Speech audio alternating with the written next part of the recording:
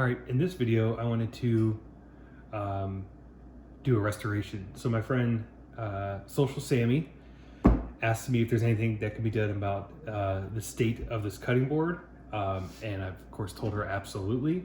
As you can see, it has been a well-loved cutting board, has got some good use. This is her favorite cutting board. I believe she said it was a wedding gift. So we want to take really good care of it and get it back to its glory. So I'll go through the steps of how we do that. It is essentially going to be sanding. So we'll start at a low grit and get all the oils and the wear and these burn marks out of it. And then just like as if we were doing a brand new cutting board, we'll go back up through the grits to get it to a nice mirror type smooth finish on both sides. She does not use the bottom of the board here, but we will still take care of it. We'll still sand it and finish it. You can see there's some cracks here on the bottom, so we don't want to use the bottom of this board because the food, if you're to cut raw chicken or something on this, the food juices would get down there, and that's where bacteria grows and all that kind of nasty stuff. So we'll stick to the top as far as the food surface area. Yeah, we'll go through the steps and show you how we restore this beautiful, I would almost say a butcher block type of cutting board. So let's get started. Okay, so the first grit I'm gonna start with is 80. I do my best to avoid an 80 grit because, as you can probably see here, it's pretty coarse.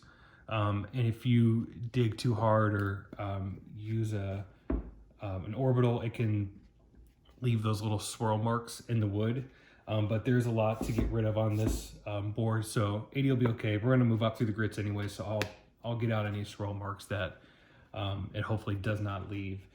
Another just very quick side note is whenever you're sanding or doing anything really in woodworking, cleaning, anything where there's dust in the air, spring for this respirator if you can. This is the 3M one, but this thing blocks so much stuff from getting into your lungs. And again, safety is number one concern. You don't want to be breathing in sand dust, or if you're sanding caulking or wood filler, that stuff is really nasty, and the last thing you want is to get that into your lungs. So sorry, just a little PSA, but let's get started sanding.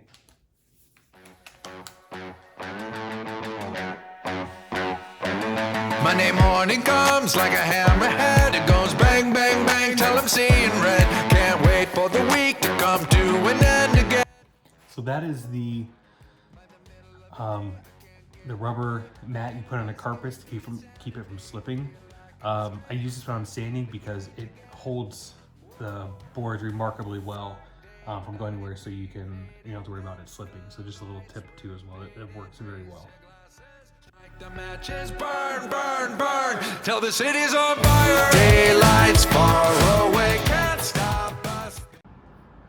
So I wanted to show this really quickly too. I've restored a couple of cutting boards, and this always happens on the first layer of the board. Over the years, from oiling food, all the kind of grime buildup on the board, this happens with your sandpaper. So all that gets caked up on there, and then obviously this won't sand. So what you can do is get your shop vac, vacuum it off to the best you can. Try to clean the sandpaper off. You obviously don't want to throw that away and start over. It can be cleaned up to a degree somewhat over and over, but I'm sure there will be a point where you can't clean up anymore. It's just caked too fine in between the grits of the sandpaper, and you might just have to get a new piece. But just vacuum it off, clean it off the best you can, as many times as you can, to save that piece of sandpaper. So you can see what I mean there. I took the vacuum to it pretty hard, got it down on there, and it's still a little bit left, but we should be able to do this over and over a couple times and only salvage this piece for a little bit. Okay, so we did the 80 grit all over the board front, and we did the over here, the back here. There's still some oil spots. Those will probably come out as we move down the grits, or excuse me, move up the grits. As you can see, I got a lot of that. There was that circle burn mark in it from a cast iron skillet. A lot of the knife marks are out.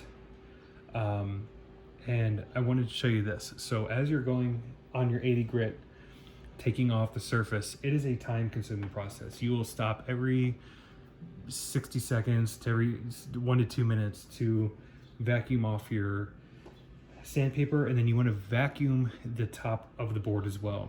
You don't want to wipe it because the dust will just move in between those tiny crevices of the wood grain and make it a little bit more difficult to sand. So if you have compressed air, you want to blow it out, or I just take the top of the shop vac like this.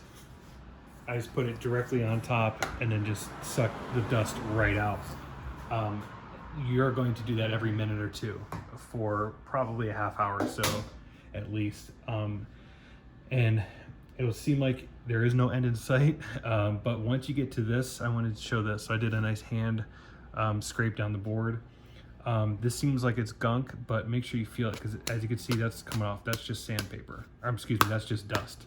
So once it comes out like that and it's not getting gooped and caked up with the oils and all that from the board, you'll know that you're coming up on the end there.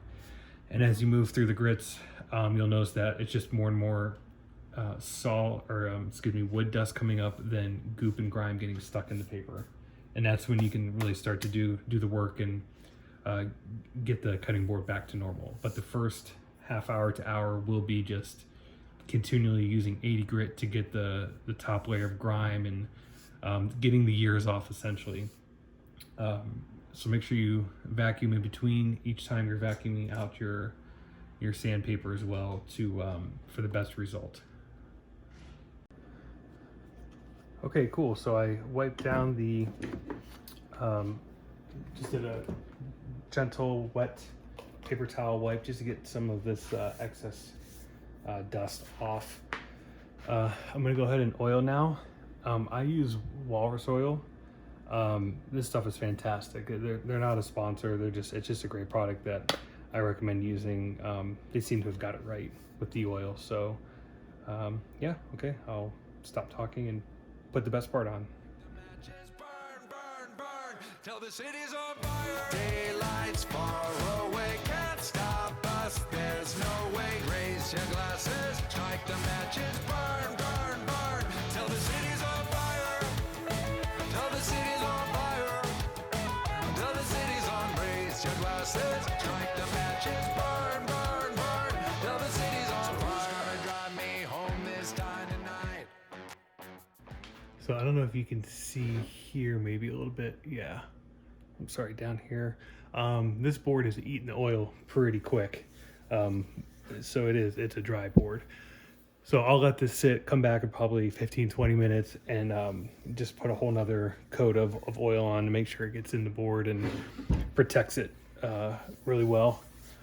So yeah, that's the oil process. I use my hand. I know I think there's applicators, people use gloves. I mean, this, as far as I know, this oil is harmless, and I kind of use it also as a way to feel any imperfections in the wood. I knew this was going to be okay because it is an already made board, but when I'm making my boards, I use my hand putting the oil on as a process to feel if there's any end grain sticking up or anything I need to go back and kind of fix. Just kind of a feeler. So yeah.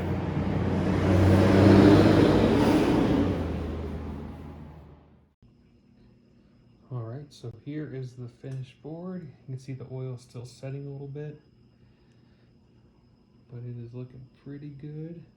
I think it looks great. I'll go ahead and give it back to our friend Social Sammy today.